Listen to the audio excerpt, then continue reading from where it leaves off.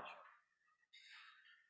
The exhortation today will be provided by our brother Roger Anderson, and his title is, "It Was a Dark and Stormy Night." And in preparation for his remarks, he has no reading, so I will turn it over to our brother Roger Anderson. Good morning, everyone. Pretty intriguing title, isn't it? If you're into things like novels and stuff like that, there's a little background to my title here.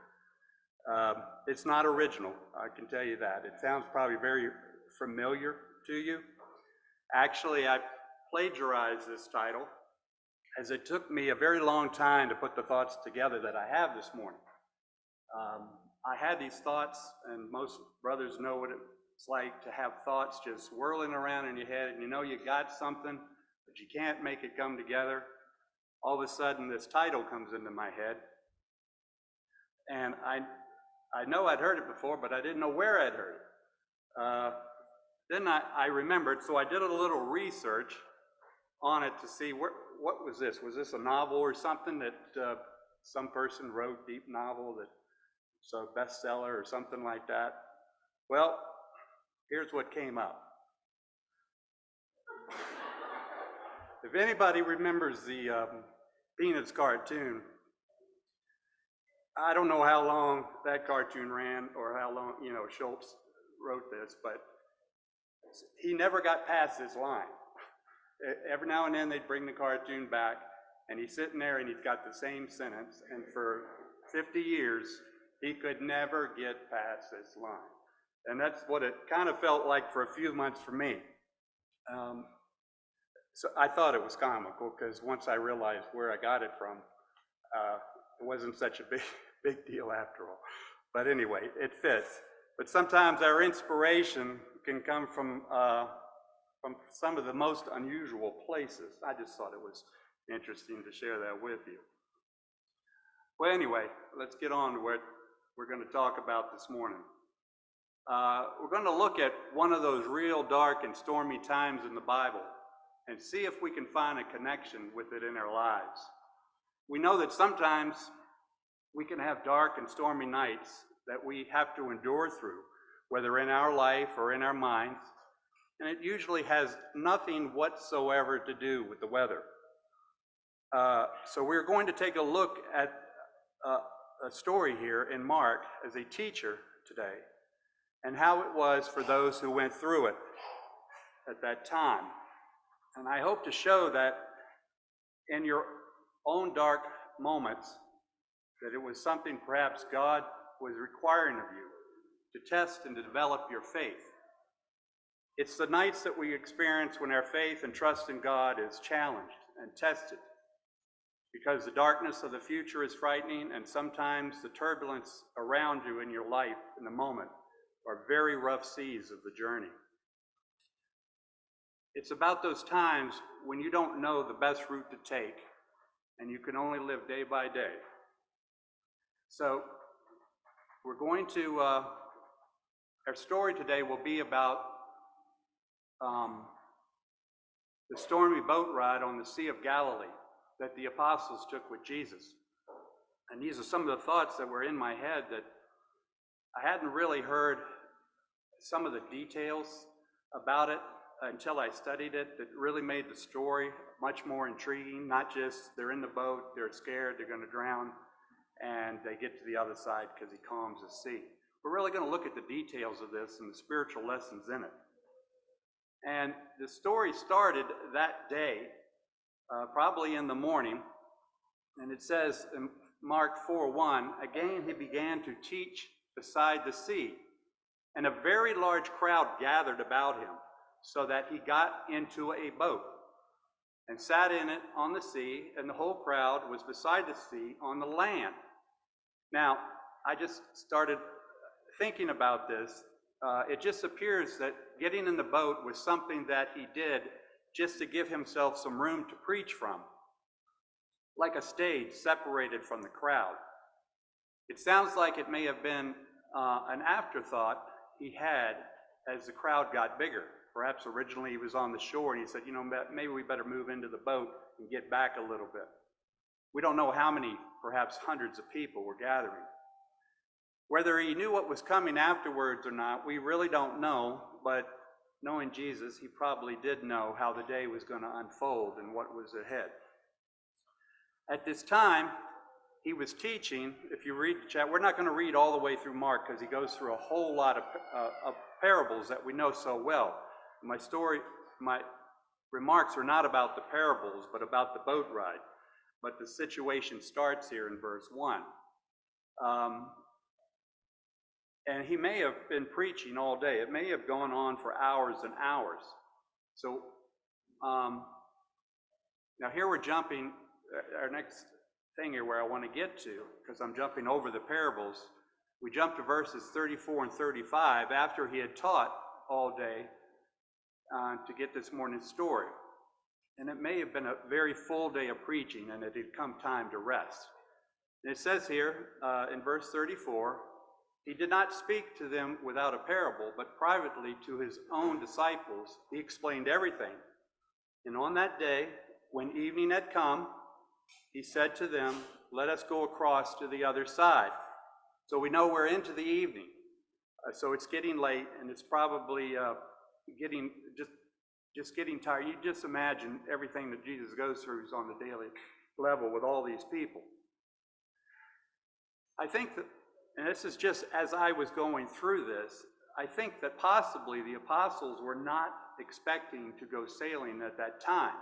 Maybe they were, maybe they weren't. It doesn't really say. They were just following his lead. And obviously, this is obviously one of the apostles' boat. They didn't just get and confiscate somebody's boat and take off. I'm sure it belonged to one of them. And here it says that it was evening, had come, and perhaps the crowd had begun to disperse as it was becoming evening. So our next verse is, and leaving the crowd, they took him with them in the boat, just as he was.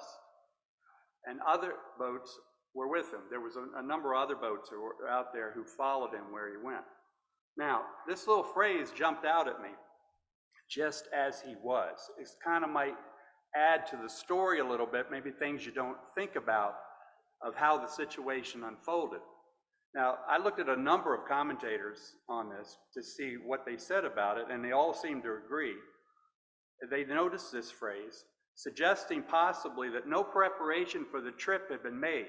So perhaps the apostles were not planning to take some big boat ride across the lake, because it seems that originally the boat was just used as a convenient podium for teaching.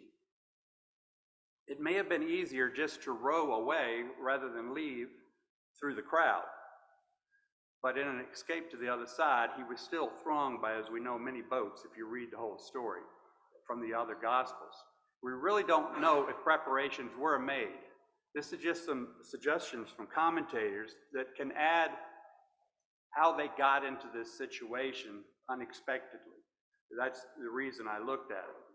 Now, I found logistically to understand this journey is to look at the map. We hear about them getting in the boat and traveling. We really don't see the direction or anything in our minds of how they traveled and what areas they may have crossed for.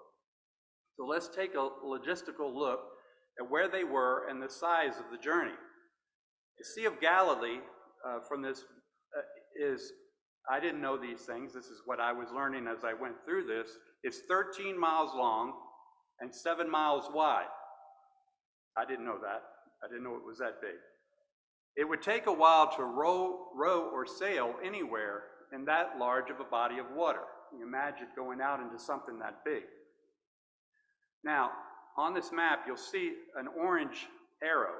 This is the journey that they took in this story. And it is the supposed route that they took to the country of the Gerasenes. Now, this is where he was teaching in the boat, and this is where they ended up. So somewhere in between those two spots is when they get into this situation. And I would suggest that from this map and the size of the length that we're given, this was approximately a 5 to 7 mile trip across through the lake or the sea. They pretty much, as you can see, could have been out in the widest part of the sea. You actually see the little boat out there where the map people have put them. Now, I hadn't thought about this, and I know that if I was in this situation, I would be maybe a little more unnerving. The widest, meaning that they could have been at the farthest part out, 3.5 miles from shore, from any shore, at halfway through this, if all that is accurate, in any direction, creating even more desperation in what was coming, as swimming to the shore was not an option. So now, a little more history, just to kind of add to the picture in your mind of what they might have been experiencing. I wanted to show you this for historical effect. This is some of you may have seen this picture before of this boat that they found not too long ago, I don't think. And it is literally from the 1st century fishing boat that was discovered from that very time period of this story we're looking at. It is speculated that the boat was around Jesus' time.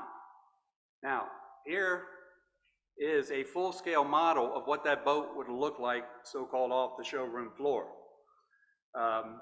All speculation, of course, and it's very similar to the ones that we see in historical movies of the apostles fishing. Every time we see these movies about them fishing, it's pretty much a boat this size, something that several men could manage and dump their fish in it and pull their nets in and things like that. It gives us an idea of how crowded the boat might have been with up to 13 people on board, 12 apostles and 1 Jesus. That's, 13 people in that is, I think, there's only standing room left. We could imagine waves crashing over the sides very easily, and maybe they couldn't bail the water out fast enough. So now let's kind of get into this storm situation. Now they've pushed off from shore. It says in Mark 4:37, continuing with the story, it says, "And a great windstorm arose, and the waves were breaking into the boat, so that the boat was already filling." Now, I didn't think about this. I always saw lightning and thunder and things like that. But from what we get from Mark, it seems to be just a windstorm, implying that maybe there was no lightning or rain, just overpowering wind. Now, that was a new concept to me, because now I get a different picture of what they might be experiencing. I learned that the Sea of Galilee is known even today for the strong winds that come down from the surrounding mountains unexpectedly. And if you look it up, I found this online, considering this very thing. And it really makes the story come to life in a way that it had not before, of no understanding scientifically what is happening. It says here, when contrasting air masses meet over the Sea of Galilee, storms can arise swiftly without warning. Now keep in mind, how would these experienced sailors suddenly get into such a bind?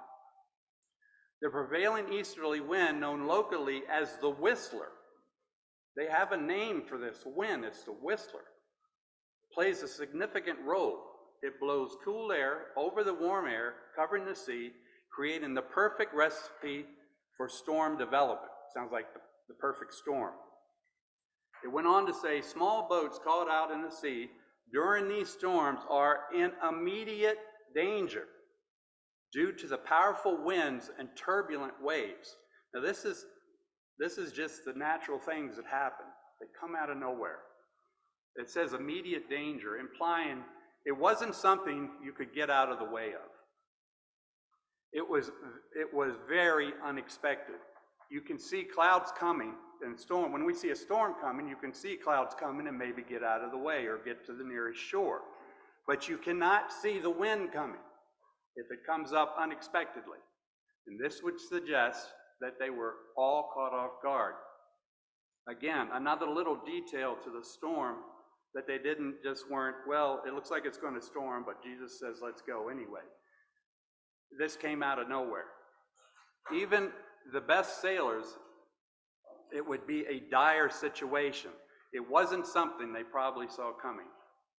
Their faith was in a less mature state at this time, and as often is, as ours often is, through the course of our lives. Keep in mind where they are in their time and what they have and have not seen from Jesus up to this point. And we're going to look at that. I believe this storm was no random event, but for their development. And that's where all of this is going, their development. And I say that because of the events in my own life. I have come to believe that nothing is random in the lives of the believers, especially in difficult situations that arise unexpectedly. It took me many years to learn that I was not an unfortunate victim of circumstances when things came and upended my life, but that I was in the boot camp of Christ. That's the way I like to look at it now. I thought this was pretty cool. This is the only picture I've ever found of Jesus sleeping. We don't hear about him sleeping. We know he had to slept a lot to recover from all the things that he had to do and why he retired many times from the crowd. But the story goes on, as we know it so well.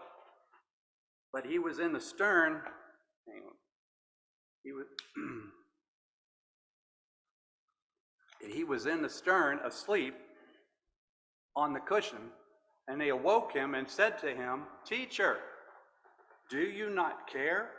I never saw that line before either, because I guess I've read the other versions more, the other Gospels. That we are perishing? Do you not care that we are perishing? Think about saying that to Jesus. But this is where they were. This is the only, again, this is one of those hardest things to imagine in this story. I'm sure we've all thought about it, that anyone could be asleep in a boat that size at a time like this, and everything that was happening around him. You'd imagine how they're all shuffling and moving and maybe bailing and things like that, and he's sleeping right through it. It probably would have been our thought also. Their question was to Jesus, "Do you not care?" Have you ever had those thoughts on your dark and stormy nights? When they get really bad, you kind of question, is he even listening to me? We should not fault them too much for their reasoning at this point in their spiritual careers. I think the issue is that they were with the Son of God, and they had their Savior right there with them. But how could he sleep at a time like this? I actually were looking at that in Habakkuk this morning about Habakkuk was complaining how is God not paying attention to what's happening around him with all this going on. They had already seen, thinking about where they are in their time with him, they had already seen his miracles, but they had not been in a life and death situation with him. This is new to them. This, what I suggest, is new territory for them in their journey with Jesus. They were very much spectators to watch him do the wonderful things he did, but their life wasn't in any danger. Try to picture yourself in the boat with them. What would you be thinking as he slept and you think we're going to sink at any moment? With the wind howling, you can imagine how noisy it might have been also. This can be to us when he does not respond to our fears when we think he should. Like those times when you feel maybe your prayers aren't even getting past the ceiling and things seem so dire. The question here is, if Jesus, the Son of God, is in the boat, are you in any danger? I would say only if you're not in that same boat he is in. You have to wonder what they were thinking. And the thoughts that come to my mind, it might have been, we are all going to die, but not him. That he would just sleep right through this was just probably hard for them to get their heads wrapped around. This is an extreme lesson for them. and that's something I'm focusing on also. An extreme lesson for them. But with the future that was waiting for them, they needed extreme lessons and training. And at the same time, they're about to learn of Jesus' full capabilities. They were about to experience something much more than they had ever seen before, and come to know his power in a way they have never even considered.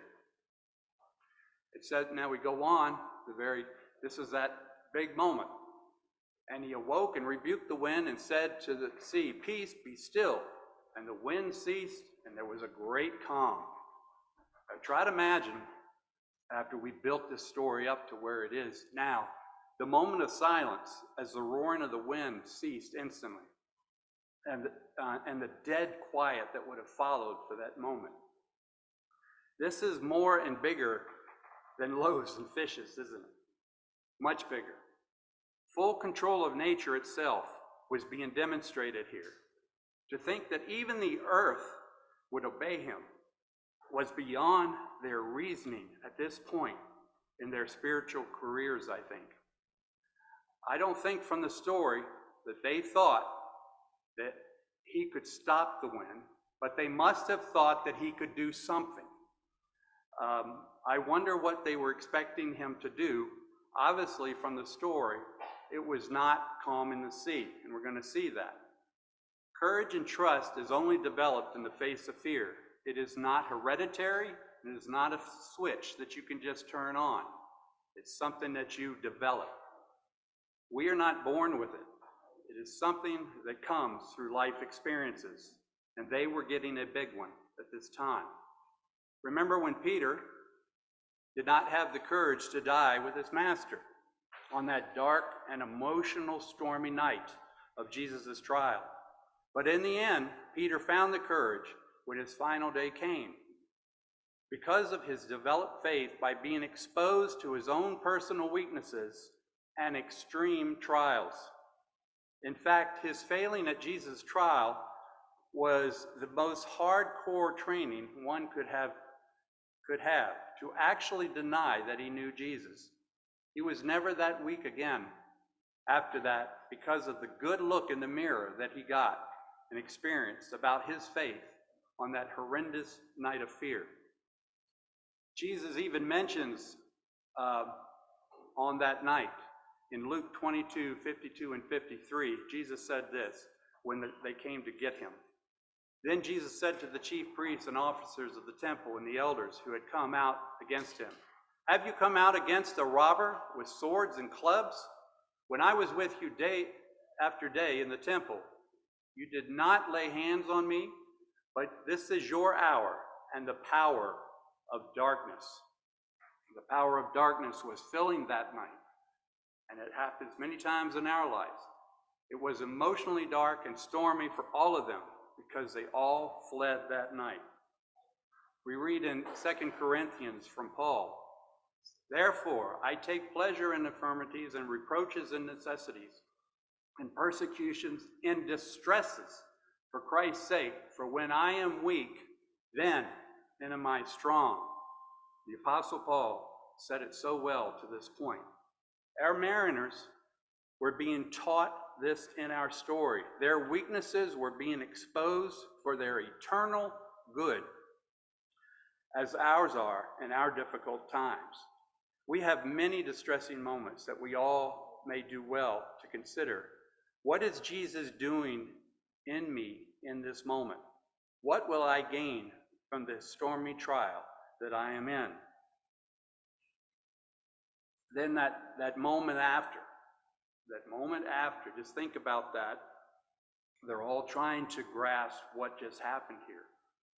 And Jesus said to them, "Why are you so afraid? Have you still no faith?"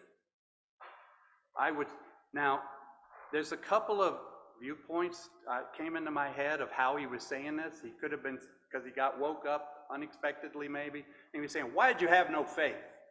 He could have said it that way, or maybe he said it in a different manner.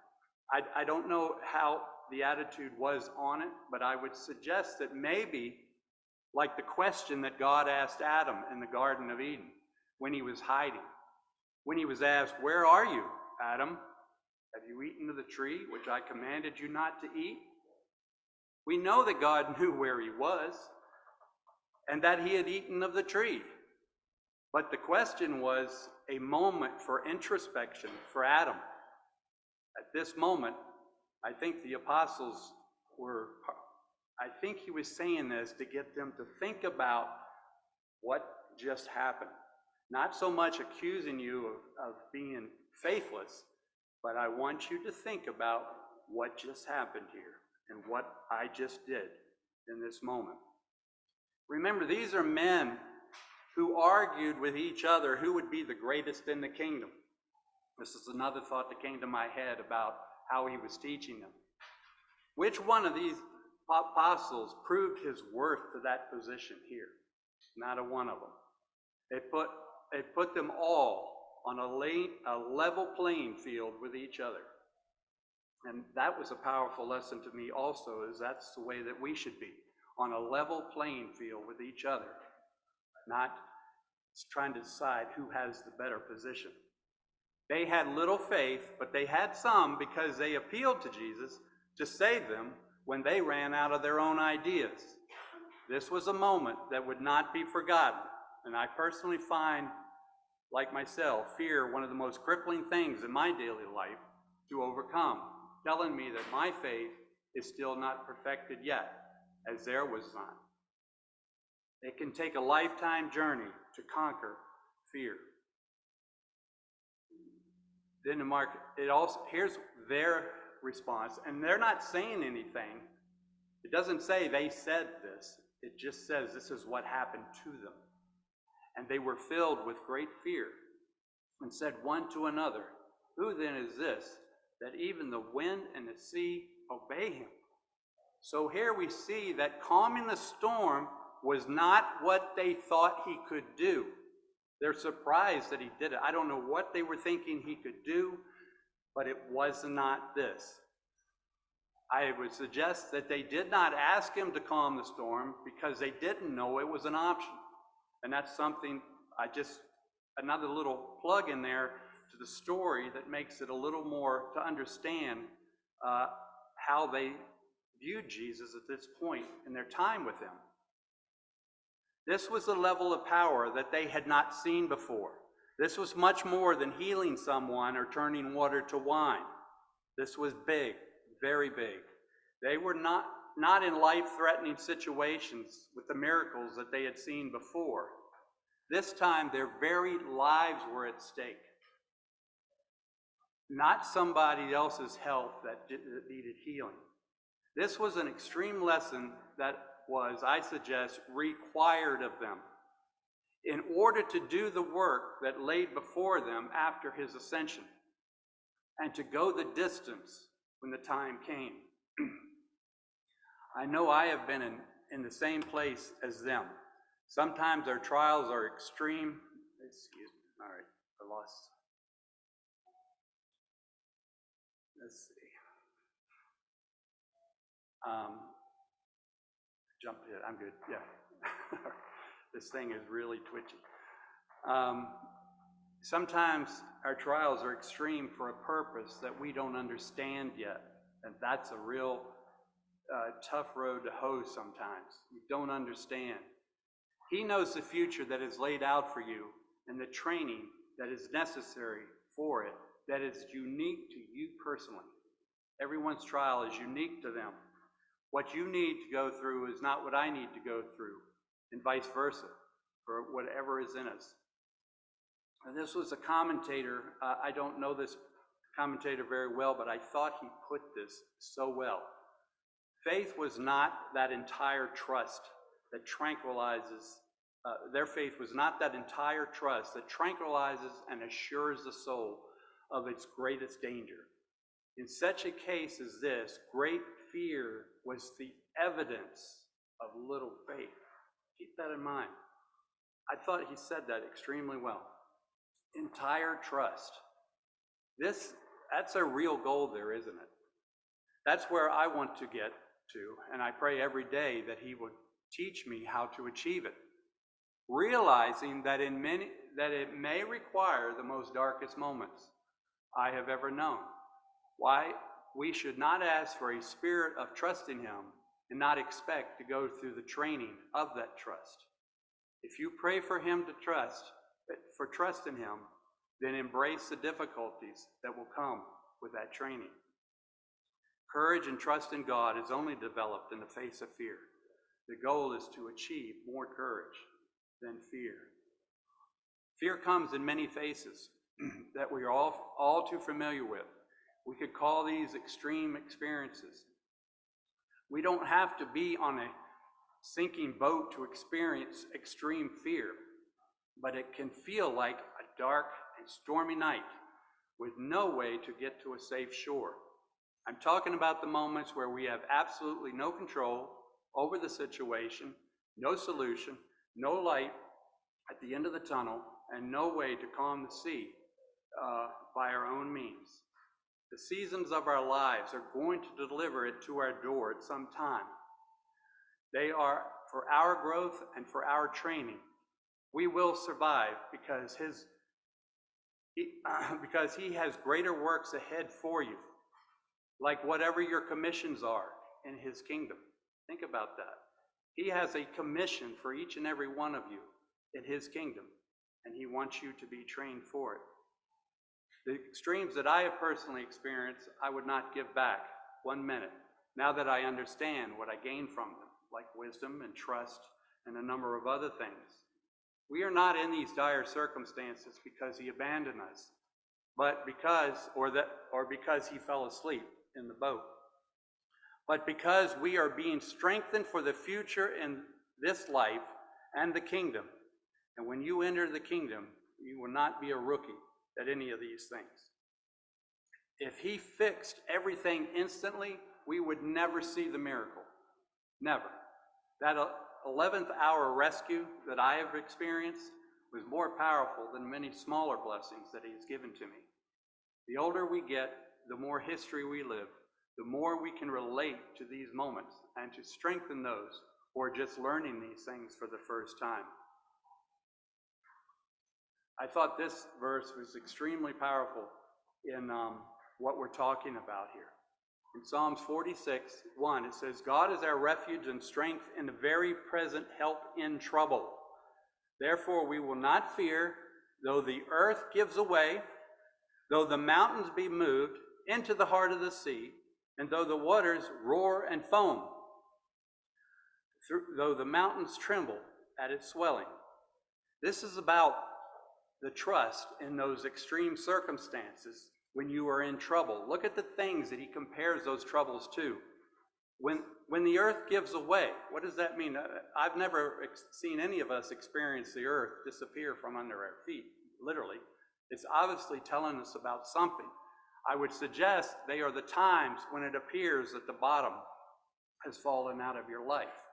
Or when the mountains to be moved, I would suggest there are things that you thought were secure and steady in your life have failed you. Waters roaring would be the turbulence that seems to surround you, and there is no peace in your life. These are all the things that I think He's referring to in this verse, and I think it wasn't until I worked on this boat ride that I got this. The learning curve is very steep sometimes, like the apostles' experience on that night of Jesus' trial. But it does get better. Like the apostles on that stormy night, we can't appreciate the miracle until we are saved from whatever storm God has chosen us to ride out. Now, if the storm had just gradually gone down, like we see storms today, and it just gets real slow, and over a period of time, oh, good, things are better now. This was instantaneous, something no one had ever seen before or experienced.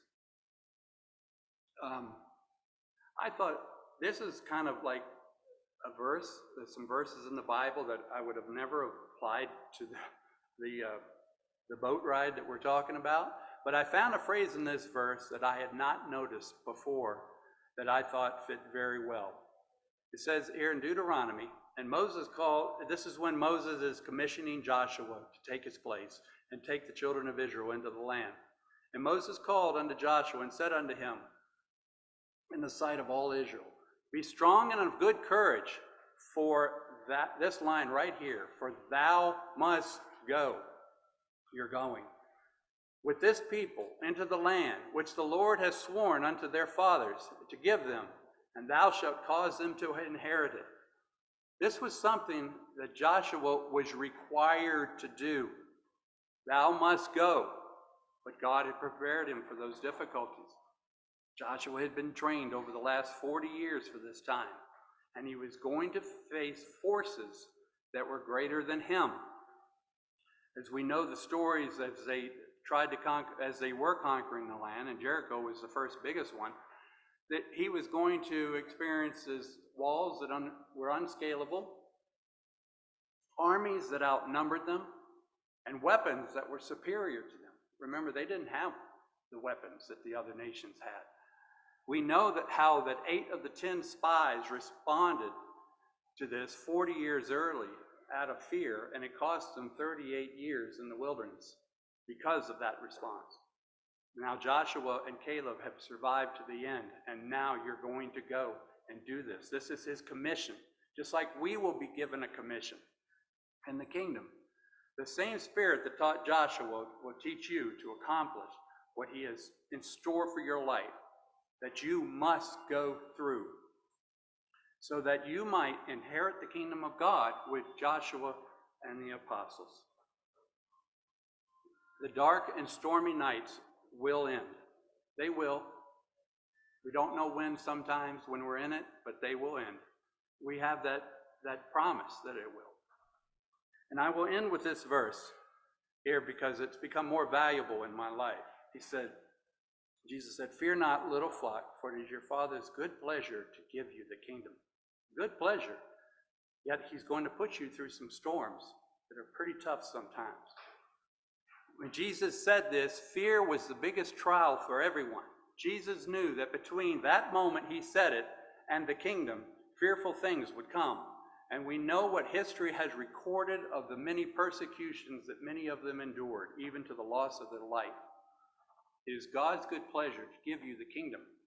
And he is preparing us for that wonderful moment when we can leave behind the darkness of life, of this life, and enter into the light of eternal life. So I encourage, from this story and all the things we just talked about, I encourage all of us to stay the course and trust in him on those dark and stormy nights. I have become personally convinced in my life that it's worth it, and I hope you will too. Thank you.